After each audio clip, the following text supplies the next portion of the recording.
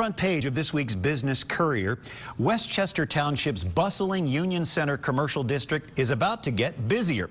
It is in line for a new conference center and full-service hotel, and a second hotel might also be in the work. The deals underscore just how attractive Westchester continues to be for commercial development. At Mulhauser and Allen Roads, across from the Mammoth IKEA store, a client of High Five Development Services bought a 5-acre site for $1.3 million. The realtor who brokered the sale tells the Business Courier that buyer plans to develop a hotel and conference center. Now, a few hundred yards up the road, another hotel operator, Sterling Hospitality, purchased a 3-acre parcel. From a commercial development standpoint, the area has the lowest vacancy rates in the tri-state. Meanwhile, in downtown Cincinnati, officials are prodding the tri-state's largest hotel to upgrade. Cincinnati Economic Development Director Otis Jones told City Council the city is focused like a laser on getting the Millennium Hotel to renovate its 870-room facility. Reporter Dan Monk has all the details in his Insider column this week. Dan joins our Business Courier editor, Rob Dahlmeyer. Dan and Rob? Brian, thank you, and Dan, thanks for being here. The hotel market is kind of odd for those of us who live and work here because we're really just, we don't use the hotels. We live here. Unless you're using an event room, it's something that you hear more from people out of town. But give us a sense of the scope of how big the Millennium is and why the city would be interested. I mean, what's wrong with the place? Well, it's an important hotel because it's the biggest convention hotel right next to the convention center, 2 towers.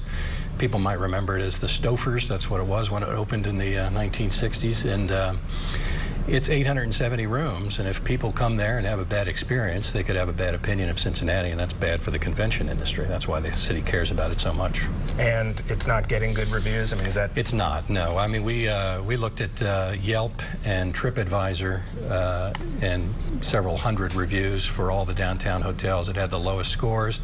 The only hotel that had comparable scores was the Hyatt Regency, which announced a $17 million renovation earlier this year. What are the Millennium officials telling you?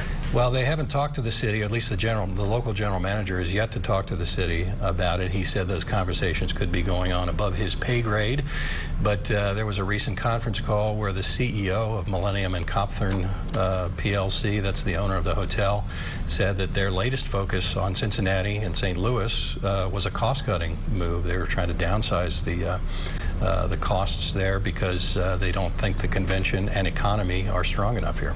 Well, but the hotel market downtown, at least, is certainly not going to get any easier. We've got, maybe you can remind us a bit of a couple of the hotels that are going to come online soon. Well, Western Southern opened the Residence Inn over near Lytle Park last year. The 21C Museum Hotel is going to be opening on Walnut this year, and then there are 3 other hotels that are, trying to get into Vine Street, 7th Street. So there will be increasing competition downtown, and overall the hotel market is relatively strong here. It had a really good year last year, rapid growth, and this year the growth is continuing, not as fast as last year, but revenue is up, demand for rooms is up as well. Great. Well, Dan, thanks for being here.